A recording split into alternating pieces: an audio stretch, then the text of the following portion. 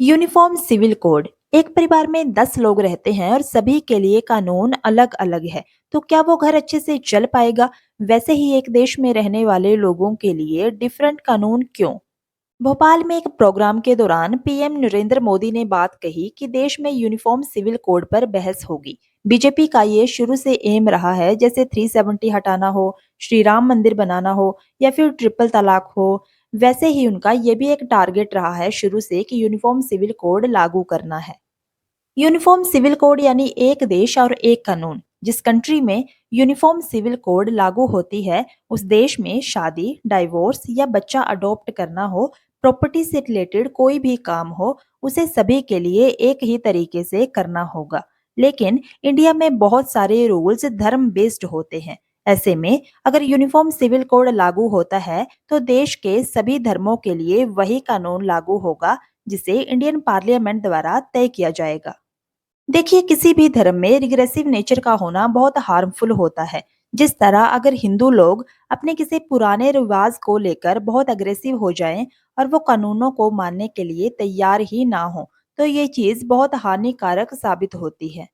India में minorities के लिए कुछ रूल्स डिफरेंट बनाए गए हैं। साल 1935 में ब्रिटिश गवर्नमेंट ने कोडिफिकेशन की बात करी, जिसमें हिंदू और मुस्लिम्स के लिए कुछ लॉज सेम रखे। जैसे क्राइम से रिलेटेड कुछ लॉज जो हिंदू और मुस्लिम्स के लिए एक जैसे होंगे, लेकिन पर्सनल लॉज को एक्सक्लूड करके रखा गया। साल 1941 में सरकार ने बीएन राव एक कमेटी बनाई और हिंदू लॉज को कोडिफाई किया।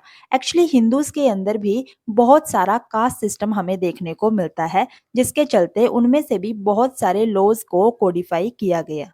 लेकिन मुस्लिम्स के अंदर कोई भी लॉ चेंज या मॉडिफाई नहीं किया गया, और इन्हीं डिफरेंसेस के चलते बार बार यूनिफॉर्म सिविल कोड बहस का एक मुद्दा बनता है। आज के वक्त में अगर हम रिग्रेसिव लॉज को लेकर बहस करते हैं या हम उन्हीं रूल्स को फॉलो करने की बात कर रहे हैं, तो ये बात कहाँ तक सही है? वक्त के साथ साथ हर चीज में चेंजेस करना जरूरी होते हैं। इंडिया में बेसिकली दो तरीके के कानून हैं, क्रिमिनल लॉ और सिविल लॉ। क्रिमिनल लॉ जैसे चोरी, लूट, मारपीट, हत्या जैसे मामले में सभी के लिए एक जैसे होते हैं। जैसे अगर किसी की हत्या की गई हो और चाहे वो हत्या किसी मुस्लिम ने की हो या किसी हिंदू ने की हो, इस केस में दोनों को सेम पनिशमेंट मिलेगी। यानी हत्या हिंदू ने की है या मुस्लिम ने, या जान गंवाने वाला बेशक हिंदू है या मुस्लिम है, इस बात से एफआईआर, सुनवाई और सजा में कोई अंतर देखने को नहीं मिलेगा। लेकिन दूसरी तरफ सिविल लॉ जैसे डाइवोर्स केस हो या शादी से रिलेटेड कोई बात हो या प्रॉपर्टी से रिलेटेड कुछ बात हो, सिविल कानून में सजा दिलवाने की बजाय सेटलमेंट या मुआवजे पर ज्यादा जोर दिया जाता है। सिविल लॉ का ही एक हिस्सा पर्सनल लॉ है। जैसे अलग अलग धर्मों में शादी करना हो या परिवार से जुड़े मामलों में रीति रिवाज, संस्कृति या परंपराओं को इम्पोर्टेंस दी जाती है। और सब कुछ डिफरेंट डिफरेंट होने की वजह से अलग अलग कानून भी बनाए गए हैं। यही वजह है कि इस तरह के कानूनों को हम पर्सनल लॉ कहते हैं। अब पुराने समय में कोई समाज था और वहां युद्ध हुआ, और युद्ध में बड़ी संख्या में मेल जो हैं वो मारे गए। इससे क्या हुआ कि जेंडर रेशियो बिगड़ गया। ऐसे में आधी फीमेल्स को कुंवारी रहना पड़ेगा। तब फिर समाज में एक मेल 2 से 3 शादियां कर सकने वाला कॉन्सेप्ट अपना लिया गया। अब जैसे कई बार जमीन की कमी पड़ी तो आने वाली जनरेशन में जमीन के और छोटे टुकड़े ना हो, तो बहुत सारे मेल्स ने यानी भाइयों ने एक ही लड़की से शादी कर लेने वाला कॉन्सेप्ट अपनाया।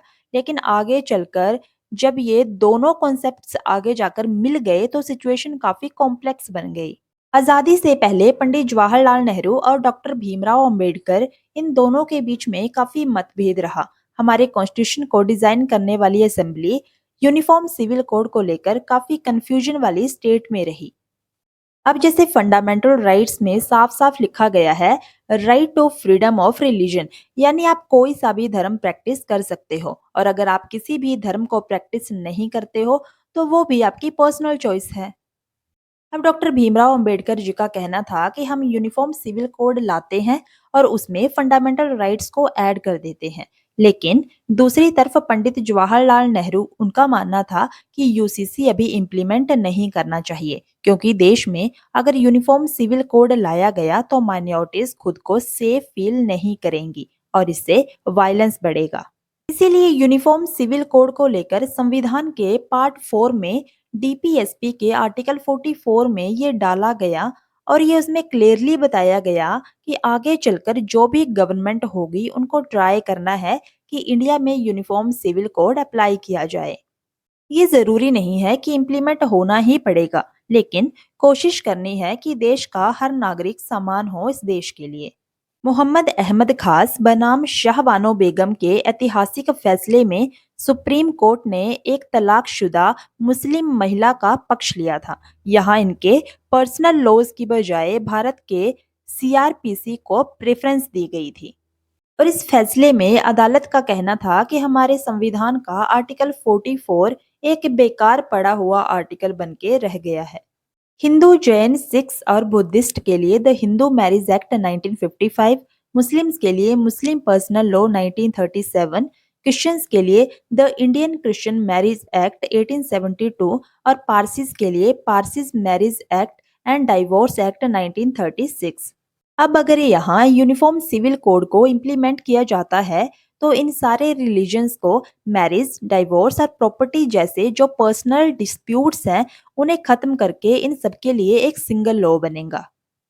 माइनॉरिटीज का ऐसा कहना है कि यूसीसी लाकर गवर्नमेंट हिंदू रूल्स पूरे देश में इम्प्लीमेंट कर देगी। जैसे बहुत सारे लोगों का समझना है कि यूसीसी उनके धर्म में इंटरफेयर करेगा, लेकिन अगर ये इम्प्लीमेंट होता है तो ये जेंडर इक्वलिटी देगा, यानी सारे सिटीजन्स हो, चाहे वो मेल हो, फीमेल्स हो, दलित हो, क्षत्रिय हो, सबको इक्वलिटी प्रोवाइड करवाएगा। इससे देश की यूनिटी भी स्ट्रांग होगी, यानी नेशनल इंटीग्रेशन प्रोवाइड करवाएगा। तो दोस्तों ये था वीडियो यूनिफॉर्म सिविल कोड को लेकर। अगर आपको वीडियो अच्छी लगे हो तो वीडियो को लाइक करें और चैनल पर नए हो तो हमारे चैनल को भी सब्सक्राइब करें। और हाँ, कमेंट करके ज़रूर बताइएगा कि आप यूसीसी के बारे में क्या समझते हैं।